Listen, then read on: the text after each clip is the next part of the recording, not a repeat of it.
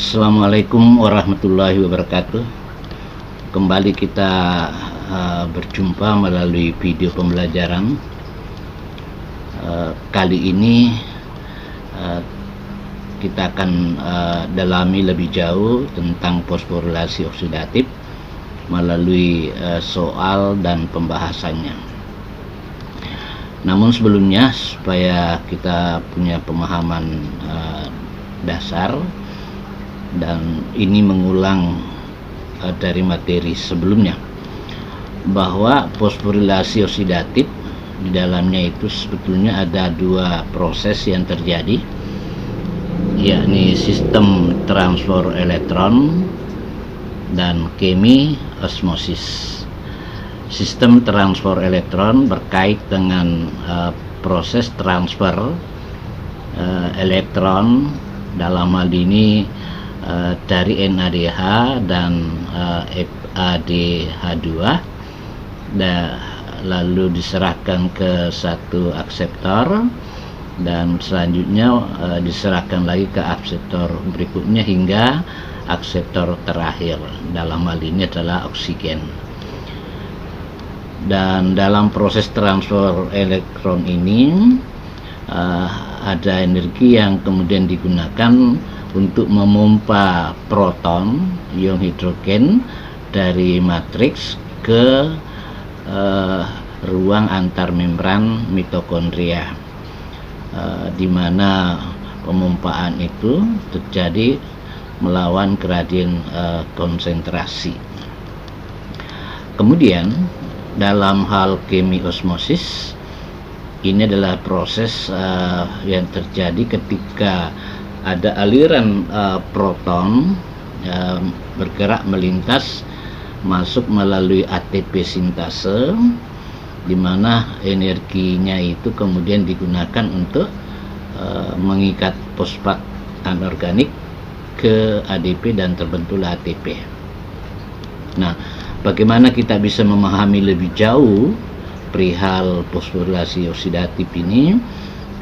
Kita kaji beberapa soal berikut.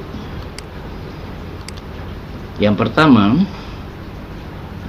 bila satu molekul glukosa mengalami oksidasi sempurna, berapakah molekul ATP yang terbentuk melalui mekanisme fosforilasi oksidatif?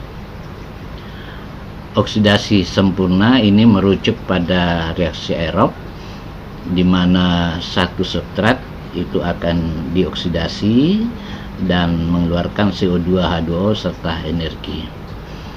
Kemudian terkait dengan pembentukan ATP, kita mengenal ada dua mekanisme. Yang pertama itu adalah fosforilasi tingkat substrat, di mana energi dan fosfat itu kemudian diambil dari satu substrat, lalu diserahkan ke ADP dan kemudian terbentuklah ATP. Lalu yang kedua, mekanisme fosforilasi oksidatif. Ini adalah satu pembentukan ATP yang yang digunakan melalui proses oksidasi reduksi pada rantai transfer elektron. Nah, berkait dengan pertanyaan yang diminta di soal ini, berapa ATP yang terbentuk melalui mekanisme fosforilasi oksidatif? Jadi bukan tingkat substrat. Nah, mari kita lihat untuk memahaminya. Seperti diketahui dalam pembahasan sebelumnya, bahwa di dalam proses glukolisis dari glukosa membentuk 2 piruvat, itu kemudian terbentuk 2 NADH.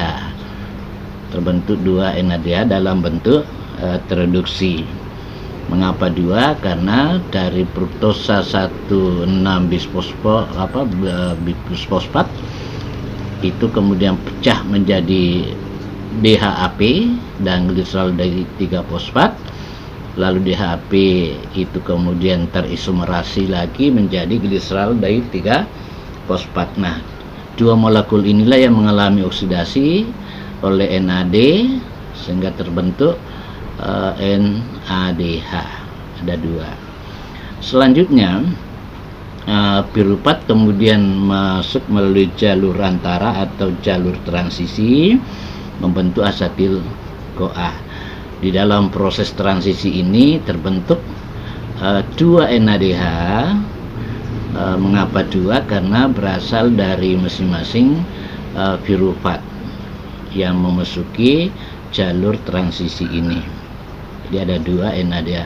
Selanjutnya dari 1 mol asetil CoA memasuki siklus Krebs. Yang sudah diketahui itu ada oksidasi oleh NAD, ada 3 kali, 3 tahapan reaksi, sehingga kemudian terbentuk NADH, dan 1 tahapan menggunakan koenzim FAD. Jadi dengan demikian di siklus Krebs ini ada 3 NADH dan 1 FADH2 yang dihasilkan. Nah, karena dari awal ada 2 asetil CoA, berarti ada 2 putaran, yang berarti ini hasil FAD NAD ini dikali 2. Sehingga kalau di total dari seluruhnya NADH yang terbentuk itu ada 10, 2 pada tahapan glikolisis, 2 pada tahapan transisi, berarti sudah 4. Lalu kemudian di sini ada 3 NADH dikali 2, karena ada 2 putaran, berarti ada 10 NADH. Selanjutnya FADH2 hanya terbentuk di dalam siklus Krebs. Ini ada 1 kali per siklus, berarti ada 2 FADH2 yang terbentuk.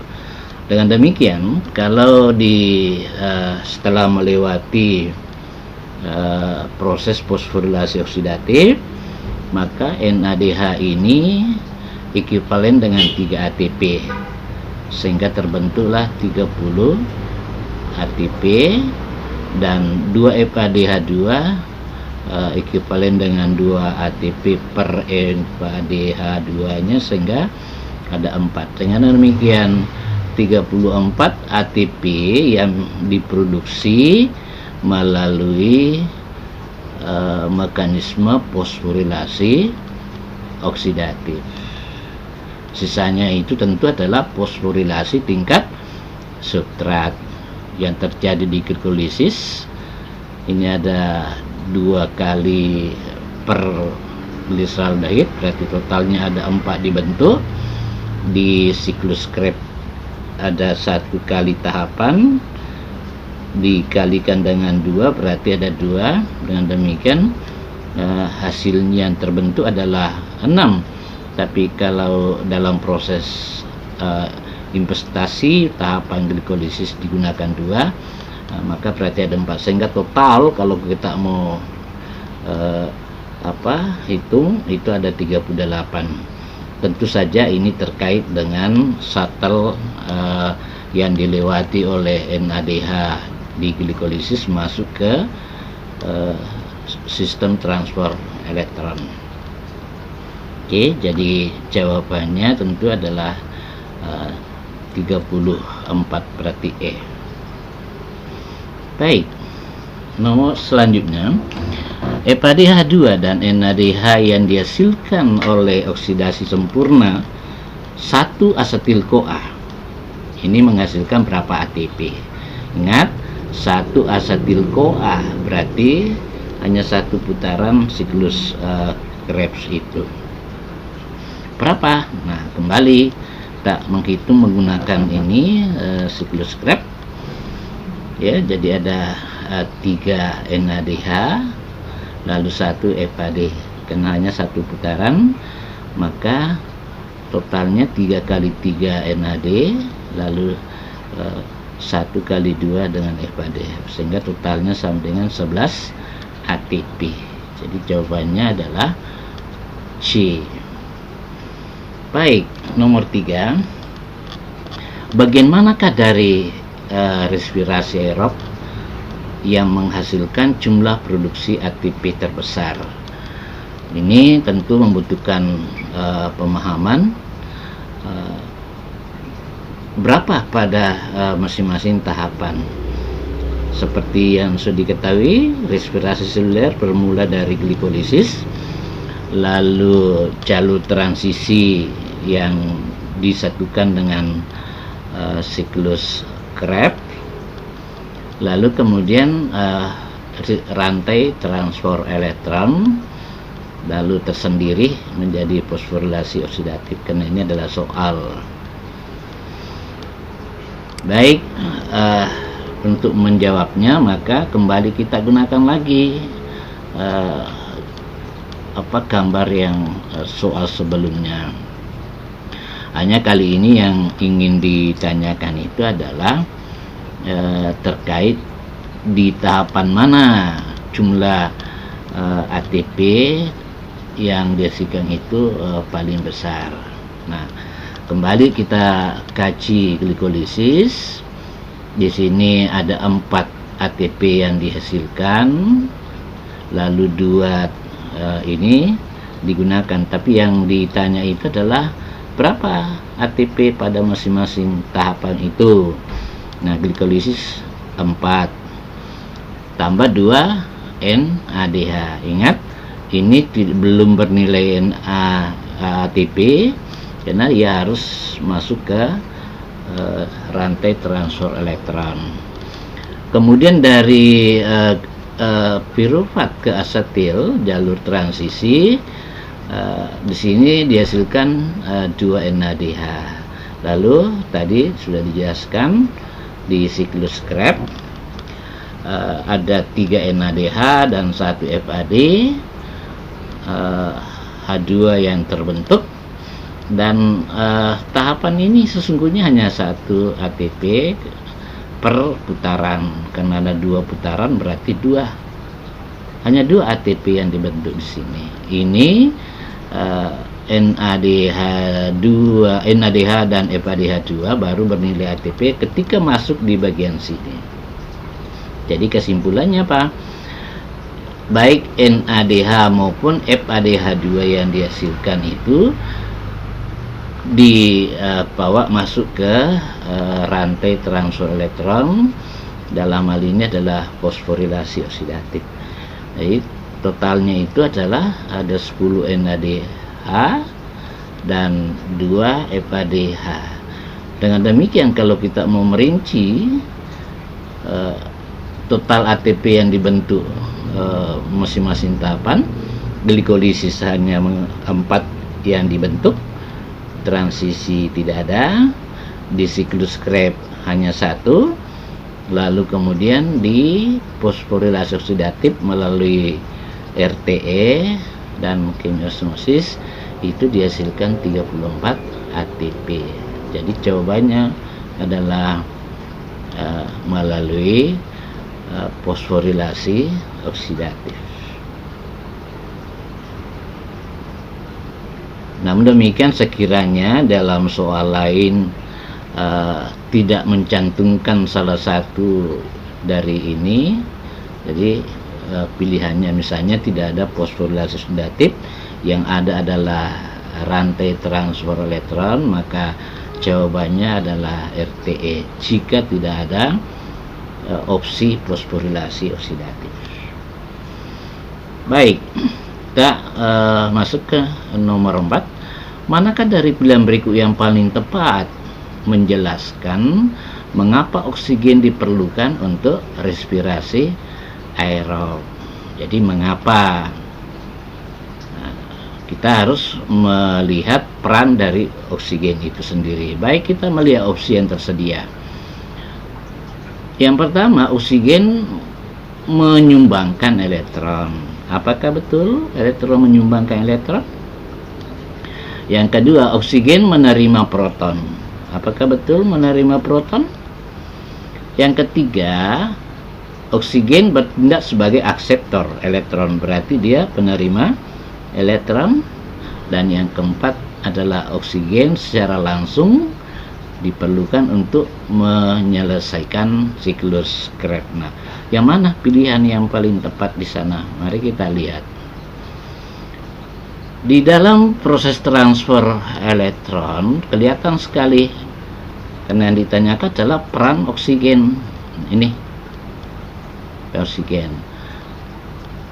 Jadi yang diterima bukan proton, melainkan adalah elektron sebagai akseptor elektron terakhir, ya. Jadi opsi-opsi lainnya itu jelas tidak bersesuaian. Ya, jawabannya adalah C. Oksigen bertindak sebagai akseptor elektron terakhir pada rantai transfer elektron. Nah, ini adalah transfer elektron, lalu terakhir itu diterima oleh O2 yang kemudian membentuk H2O. Oke, jelas. Kita pindah ke nomor berikutnya. EPAD H2 dan NADH, keduanya adalah pembawa elektron yang membawa elektron ke membran mitokondria bagian dalam untuk digunakan selama RTE.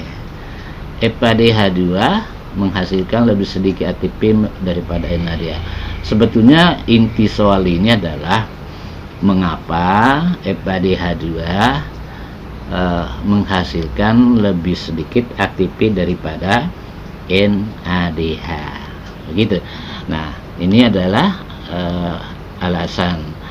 EPAD H2 memasuki RTE pada titik setelah NADH. EPAD H2 diimpor dari sitoplasma. EPAD H2 menyediakan lebih sedikit elektron daripada NADH. EPAD H2 adalah molekul yang lebih kecil. Jadi ini betul-betul untuk menjawab soal ini kita memang harus memiliki pemahaman utuh tentang fosforilasi oksidatif. Nah, bagaimana menjawabnya? Mari kita lihat ini. Nah, kalau dihubungkan dengan fungsinya tadi kan perannya adalah ini EPAD H2, EPAD H2. Nah, mengapa lebih sedikit energi yang dihasilkan, ATP maksudnya? EPAD 2 kan gitu, lalu NADH 3. Mengapa 2? Nah, kalau Anda perhatikan ini jalur, bahwa NADH itu ada lebih awal daripada EPAD H2. EPAD H2 ada pada posisi setelah NADH. Artinya apa?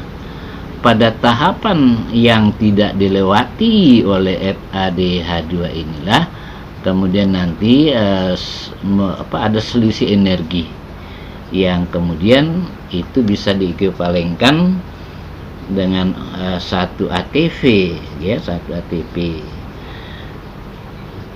Ya, setelah tentu proton melintasi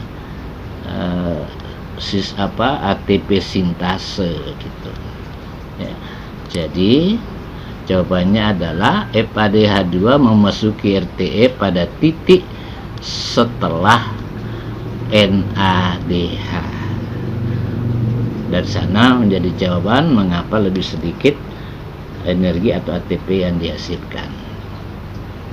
Nomor 6, berapa banyak molekul CO2 yang dihembuskan untuk setiap molekul O2 yang digunakan dalam respirasi? Nah, ini sebenarnya bisa dengan cepat dijawab gitu. Bisa lebih cepat dijawab, tetapi kita harus bisa atau mampu merinci gitu, sehingga terbukti bahwa memang setiap satu molekul CO2 yang dikeluarkan itu membutuhkan satu molekul O2 misalnya gitu. Jadi yang dihembuskan untuk setiap molekul O2 yang dihembuskan dalam respirasi sel. Jadi berapa banyak molekul CO2 yang dihembuskan untuk setiap molekul O2. Nah, mari kita lihat. Oke. Pertama yang harus dipahami adalah dari fosforilasi oksidatif. atau tepatnya dalam rantai transfer elektron, oksigen sebagai akseptor elektron terakhir itu menerima elektron, lalu digunakan untuk mengikat hidrogen sehingga terbentuk H2O. Nah, untuk setiap molekul H2O yang terbentuk itu hanya setengah O2 yang diperlukan. Nah, bagaimana hubungannya dengan soal glikolisis 2 NADH? Saya kira saudara sudah punya gambaran, sudah diulas tadi. Di jalur transisi juga ada 2 NADH, lalu siklus Krebs ada 6 NADH dari 2 putaran, 2 FADH2.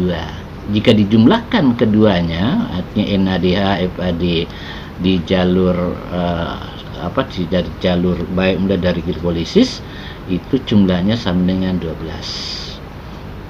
2 tambah 2 tambah 6 tambah 2, ada 12. Nah, jumlah molekul O2 yang dibutuhkan dari 12 ini, 12 adalah 12 kali setengah O2. Dengan demikian ada 6 molekul O2 yang diperlukan dari keseluruhan proses oksidasi 1 molekul glukosa. Nah, 1 molekul glukosa. Selanjutnya, kalau kita menghitung jumlah CO2 yang dikeluarkan sampai 6. Dari mana 6 itu? Di glikolisis tidak ada. Di jalur antara, di sana ada dekarboksilasi.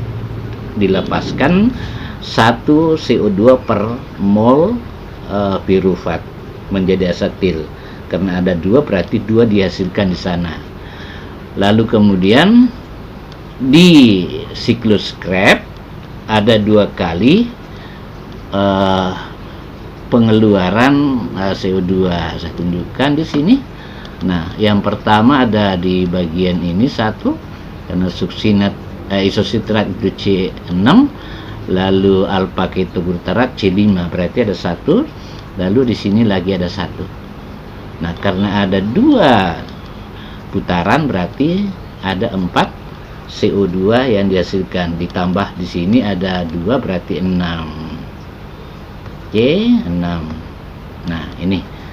Dengan demikian, kalau kita banding untuk 6 molekul CO2 juga diperlukan 6 molekul O2, sehingga dibutuhkan 1 O2 per molekul CO2. Nah, bawa lagi kembali soal ini. Jadi jawabannya adalah 1. Jadi untuk setiap mol, setiap molekul O2 itu dibutuhkan dikeluarkan berapa mol CO2 adalah 1. Jadi kalau 6 berarti 6 CO2 juga. Oke.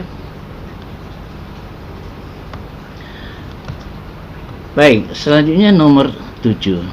Seseorang yang dilahirkan dengan mutasi yang menyebabkan selnya tidak memiliki kemampuan untuk menghasilkan kompleks NADH dehidrogenase. Ini adalah enzim yang terlibat pada proses pembentukan atau proses reduksi NAD menjadi NADH. Kompleks yang memungkinkan rantai transfer elektron membuat ATP dari NADH. Nah, jadi perhatikan baik-baik, tidak memiliki kemampuan. Pertanyaannya, apakah pasien ini masih dapat memperoleh ATP dari rantai transfer elektron? Ingat, NAD tahap awal, lalu kemudian FAD di posisi berikutnya. Soal ini menarik karena memerlukan penalaran dan juga sekaligus logika. Jawabannya ya, NAD plus masih bisa masuk ke RTE, ya FAD. Jadi ini pilihan-pilihan yang menjadi sesuatu yang harus ditentukan berdasarkan kemampuan. Mari kita lihat. Ketika kompleks ini kemudian tidak tersedia, katakanlah tadi tidak terbentuk karena sesuatu yang tadi sebut mutasi, apakah pasien itu masih bisa memperoleh ATP? Tentu saja kita lihat bahwa ketika NAD tidak berfungsi bukan berarti FADH2 tidak beroperasi atau tidak bisa memasuki RTE. Nah, jadi dengan demikian ATP masih memungkinkan untuk dibentuk sekalipun ada kerusakan pada bagian kompleks NADH dehidrogenase.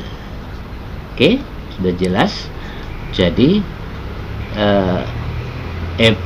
FADH2 masih bisa masuk ke RTE. Yang tidak bisa itu adalah NAD karena ada kerusakan. Oke, jelas.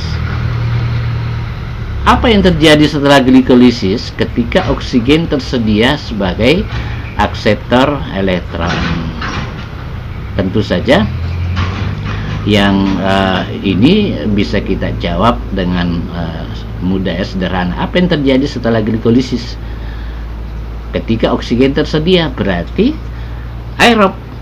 Dalam pembahasan mengenai nasi pirufat itu, kalau aerob masuk ke mitokondria setelah di dalam berubah menjadi asetil-CoA, dan dalam posisi anaerob pirufat lalu kemudian mengalami fermentasi laktat atau alkohol. Nah, berarti karena ada oksigen itu kita lihat pirufat terbentuk. Nah, apakah betul sini NADH diproduksi atau proses fermentasi? Yang terjadi adalah fosforilasi tingkat fosforilasi oksidatif, karena ada oksigen yang akan bertindak sebagai akseptor elektron. Justru apabila tidak ada oksigen, maka tentu elektron tidak ada yang menerimanya gitu, sehingga dengan demikian elektron tidak bisa berlanjut. Oke, nomor 9, bagaimana mitokondria mempertahankan gradien kemiosmotik yang digunakan untuk rantai transfer elektron?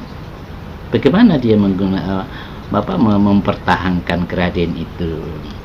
Pertama, pilihan protein perancang membawa proton dari matris ke mitokondria. Jadi ada protein. Kedua, mereka mengekspor proton ke dalam sitoplasma. Mengekspor berarti dari mitokondria matris keluar. Betulkah seperti itu? Mereka terus memompa proton dari matris ke mitokondria bagian ruang antar membran, atau mereka mengimpor proton dari sitoplasma. Nah, ini ada antara B dan D itu bertolak belakang. Nah, tapi yang mana sesungguhnya yang terjadi? Kita harus melihat. Jadi untuk mempertahankan gradien kemiosmotik. Nah, ini yang dimaksud. Gradiennya ya itu lebih tinggi ya, karena proton secara aktif ya dipompa keluar ketika elektron melintasi rantai respirasi. Maka proton dipompa keluar melawan gradien konsentrasi. Nah, pertanyaannya itu adalah bagaimana mempertahankannya ini? Karena ini penting sebab ketika pada langkah berikutnya proton lagi mengalir masuk dan disitulah ATP dibentuk. Maka dengan demikian ini harus mitokondria harus aktif memompa proton keluar untuk mempertahankan gradien konsentrasi. Mempertahankan di sini maksudnya adalah yang lebih tinggi di ruang antar membran dibanding dengan matriks. Oke. Sel kanker membutuhkan energi dalam jumlah besar dalam bentuk ATP. manakah dari proses berikut yang menghasilkan produksi ATP terbesar? Nah, ini sel kanker membutuhkan energi. Dari mana? Ini sebenarnya soal ini hanya mau membuat ecohan saja, jadi mengecoh.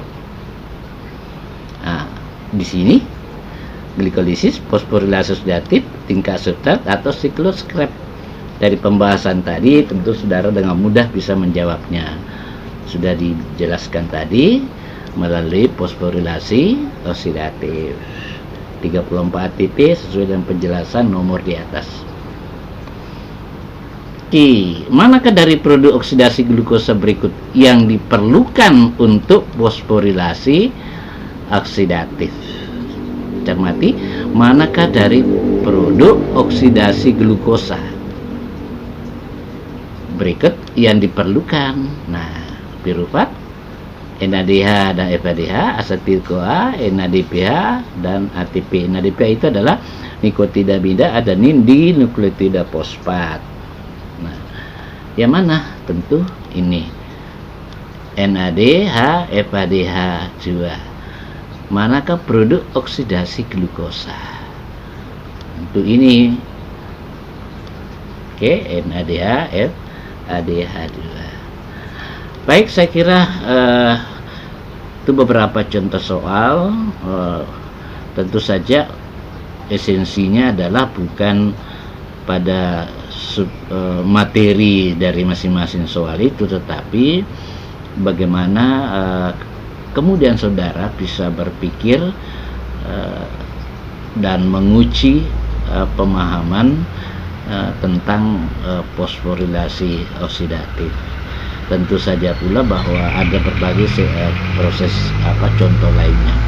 Saya kira demikian saudara, semoga ini bermanfaat. Assalamualaikum warahmatullahi wabarakatuh.